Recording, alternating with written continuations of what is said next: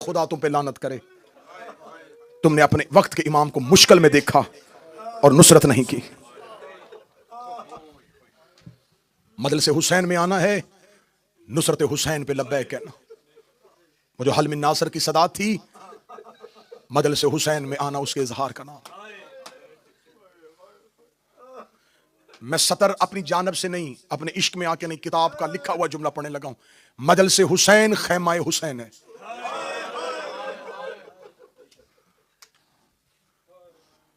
कोई मर्जी से नहीं आ सकता। मजलिस शबीर में आओ। आज 2 मुहर्रम उतर गया करबला के जंगल में बतूल का बेटा। कल पढ़ी थी हुसैन की मदीने से रवानगी। फिर अख्तर शादी मालिक हुसैन बेटों की जिंदगियां दराज फरमाए। मैंने जुमला रवानगी के लिए हमेशा ये पढ़ूंगा। आपने हमेशा जाकरों से रवानगी सुनी है। हुसैन ने वतन छोड़ा, हुसैन से वतन छुड़वाया गया, हुसैन से मदीना छुड़वाया गया। मैं आज जुमला बदल के कहने लगा हूं, हाय तुमने कह देनी है। बेटे से मां छुड़वाई गई, हुसैन से वतन नहीं छुड़वाया गया, हुसैन से मां छुड़वाई गई। हुसैन से मदीना नहीं छुड़वाया गया, हुसैन से नाना छुड़वाया। घर नहीं छोड़ा, मां की कब्र छोड़ी। वतन नहीं छोड़ा, नाने की कब्र छोड़ी। मक्का में आए, बदे हराम तोड़े। मैं कोशिश करूंगा अपने बच्चों को तफसीली वो मुसाइब जो किताबों में मौजूद है वो पढ़ के सुनाया जाए। मेरे मौला हुसैन ने मक्के के बाद पहली मंजिल पे आके काफिले को रोका। यह मंजिल सालबिया थी। मक्का से पहली मंजिल पे हुसैन आए थे, या मुस्लिम की शहादत की खबर मिली। हुसैन ने काफिला आगे चलाया। मंजिल अशराक पे हुसैन पहुंचे थे। खबर मिली कि हानी भी मारा गया। अगली सतर सुनना और हाय जुबान से कह देना, एहराम तोड़ने के बाद हुसैन ने नुकसान गिनने शुरू किए। मक्का तक हुसैन का इत्मीनान था, मक्का के बाद हुसैन के नुकसान शुरू हो गए। पहला नुकसान हुसैन का सफीर। मुस्लिम पढ़ूंगा मैं अगली मजलिस में। आज है वरूद करबला का मजमून। जैसे जैसे मुसाफिर मंजिल के करीब जा रहा था, मंजिल जुबाला पे हुसैन का काफिला पहुंचा। या मौला हुसैन के साथियों ने कहा कि मौला ये कोई खजूरों के बाग है, लगता है कि कोई आबादी करीब है। हुसैन ने कहा नहीं, यहां तो कोई आबादी नहीं है। एक सिपाही को भेजा, एक लश्कर के सहाबी को भेजा। उसने वापस आके कहा मौला कोई बस्ती नहीं, एक बड़ा लश्कर आ रहा है, जिनके नेजे और घोड़ों के कान दूर से ऐसे लग रहे हैं जैसे खजूरों का बाग। हुसैन ने कहा काफिला रोको। रेगिस्तान का सफर था। आपने ज़हन में नक्शा बनाना है तो रोएंगे। रेगिस्तान का सफर था। हुसैन को खबर हुई कि कोई लश्कर आ रहा है। हुसैन ने कहा अब्बास अली की बेटियों के ऊंट टीले के पीछे ले जाओ। आए ओए हुसैन तेरे इंतजाम के सदके,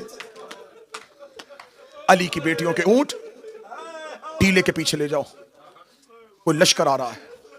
हाशमियों को साथ लिया। हुसैन काफिले से अलहदा होके हाशमियों का लश्कर लेके आगे गए। जब आगे गए, सामने से हुर 1000 का लश्कर लेके मंजिल जुबाला पे आ गया। हुसैन के घोड़े के सामने आके हुर का घोड़ा रुका। हुसैन के मुर्तजिस का मुंह हुर के घोड़े के मुंह के साथ लगा। हुर ने चेहरे से नकाब हटाया। सफरों की खाक, जुबान पे प्यास, कई रातों की जगराता। हुसैन की आवाज़ मन अंत कौन है तू? कहने लगा अना हुर इब्ने तुमैमी, मैं बनु तुमैम का फर्द हुर हूं। क्यों आया है? इब्ने ज़ियाद का सिपा सलार हूं। कहां जा रहा है? कहने लगा यजीद मलाउन ने इब्ने ज़ियाद को भेज दिया है आपकी जानब। वो 4000 का लश्कर लेके मंजिल कादसिया पे बैठा है। उसने 1000 का दस्ता देके मुझे भेजा। जहां हुसैन मिले वहीं से उसे गिरफ्तार करके मेरे पास लाए। गिरफ्तार का नाम आना था। हुसैन ने एक बार हुर को देखा, एक बार अब्बास को देखा। अली के बेटे अब्बास का हाथ कब्जा तलवार पे तड़प रहा था। हुसैन ने आंख का इशारा किया, आंख के इशारे से गाजी के हाथ को रोका। बड़ा रोगे, थोड़ी तारीख सुन लो। हुसैन की आवाज है हुर,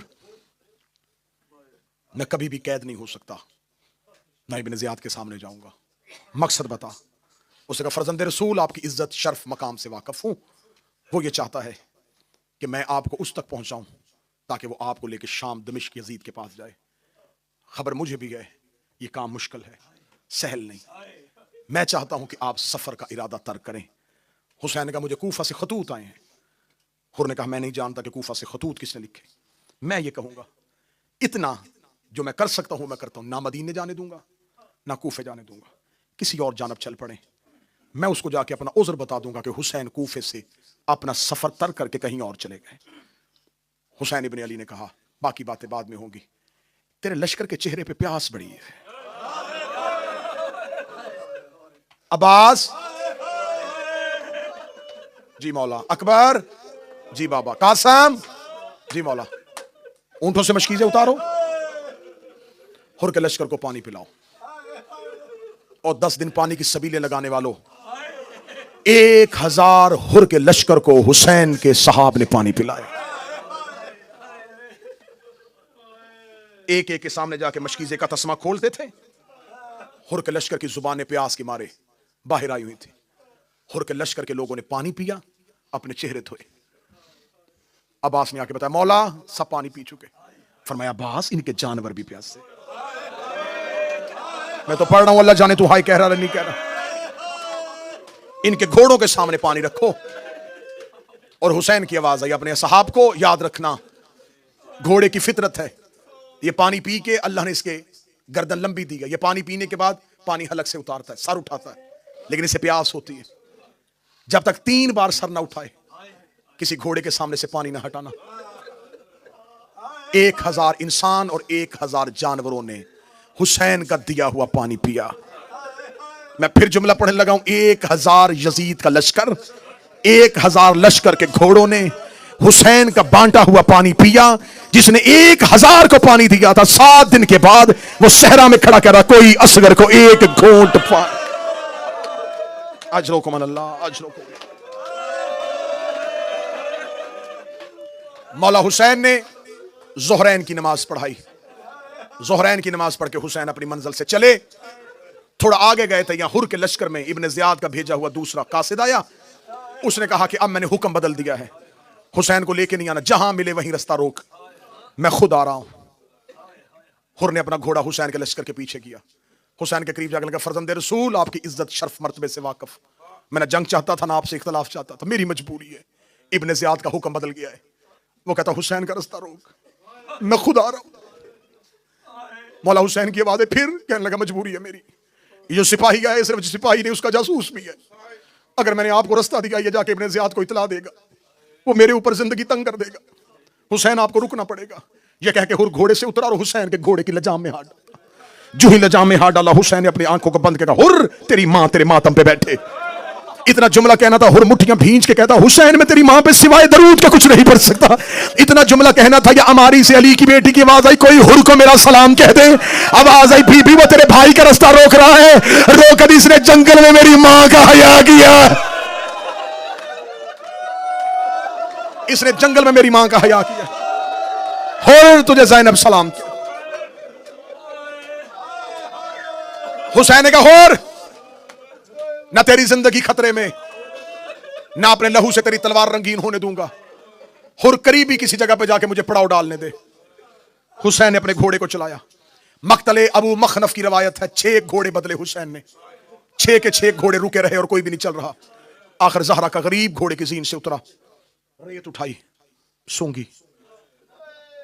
इस सहरा का, इस बस्ती का नाम क्या है? मौला गाजरिया। कोई और नाम? मौला नैनवा। कोई और नाम? मौला शत्ते फिरात। कोई और नाम? मौला करबला।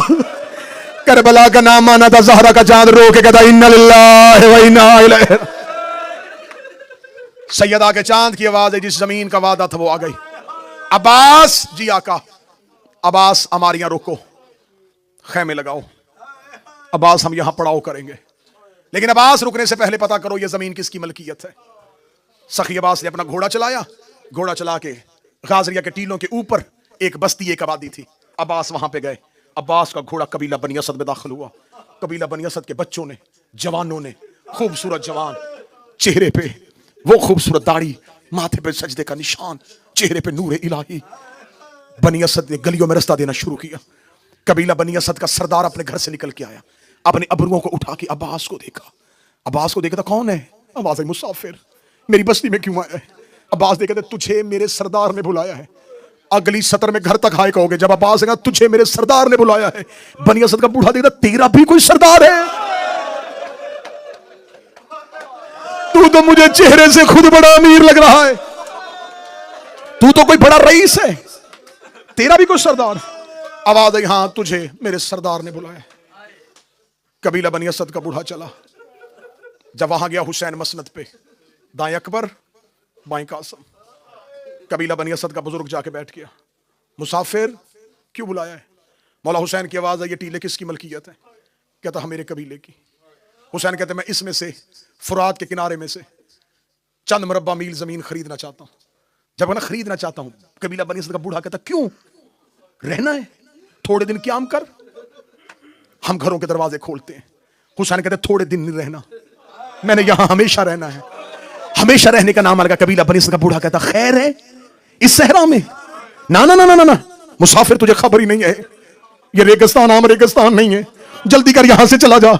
हुसैन देखते क्यों नहीं रुकने देता, कहने लगा मैंने अपने बाप से, उसने अपने बाप से सुना है, हमने बुजुर्गों से सुना है, ये जमीन ना किसी नबी को राज आई है, ना किसी नबी के बेटे को राज आई है। यहां से अंबिया चीखे मारते हुए गुजर गए हैं। इस सहरा में ना कोई खेती होती है, ना ज़राअत होती है। बेशक ये दरिया का किनारा है, दरिया के किनारे में हमेशा जमीन सरसब्ज होती है, लेकिन ना यहाँ पे अनाज उगता है, ना दाना उगता है। यहाँ पर कभी कुछ नहीं होता, यहाँ पर कभी भी सीधी बारिश नहीं बरसती। जितनी जल्दी हो सकता है यहां से चला जा। हुसैन रो के कहते इतना क्यों घबराया हुआ है? रो कहता मुसाफिर मैं तुझे क्या क्या बातें खोल के बताऊं, हम मुद्दत से इस टीलों पे रोते हैं। आधी रात को किसी बीबी के रोने की आवाज आती है, मेरे कबीले की औरतें कहती है हमने कई बार देखा है कोई काले बुर्के वाली बीबी है, कभी उस टीले पे कभी उस टीले। मुसाफिर ये जंगल छोड़ दे, ये तेरे रहने की जगह नहीं। कबीला बनी असद का बूढ़ा बोलता रहा, हुसैन रोते रहे। बूढ़ा बोलता रहा, हुसैन रोते रहे। हुसैन रो के कहने लगे मैं तो यहीं अपने घर बनाऊंगा, हमेशा के लिए बनाऊंगा। कबीला बनी असद का बुजुर्ग देखा था, फिर तेरी मर्जी, सिर्फ इतना बता दे आया कहां से है। हुसैन की आवाज आई मदीना। मदीने का नाम आना था, देख के कहने लगा हद हो गई है, मोहम्मद की कब्र छोड़ के मुसलमान चले आ रहे हैं।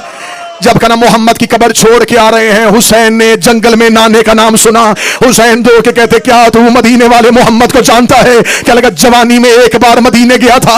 हुसैन ने जल्दी से कबीला बनी असद के बुजुर्ग से पूछा फिर क्या हुआ था? क्या लगा सलाम करने गया था मदीने की मस्जिद में, मेरी जवानी का आलम था। जब मैं रसूल के पास गया था, रसूल मिंबर में बैठे थे, उनकी गोद में एक बच्चा बैठा हुआ था, बार बार उसे सीने से लगाते थे। मैंने रसूल से पूछा था ये कौन है? फरमा रहे थे मेरा बेटा हुसैन है। हुसैन का नाम आना था। हुसैन की चीख निकली, आवाज आई पहचान ये वही हुसैन। एक कबीला बनी असद का बूढ़ा पहचान, मैं वही हुसैन हूं। जब हुसैन ने कहा ना मैं वही हुसैन हूं, तड़पा। मदीने वाले मोहम्मद का बेटा, हां मैं पैगंबर का बेटा हूं। पांव पे गिर गया, नाने का वास्ता क्यों घर छोड़ के आ गया है?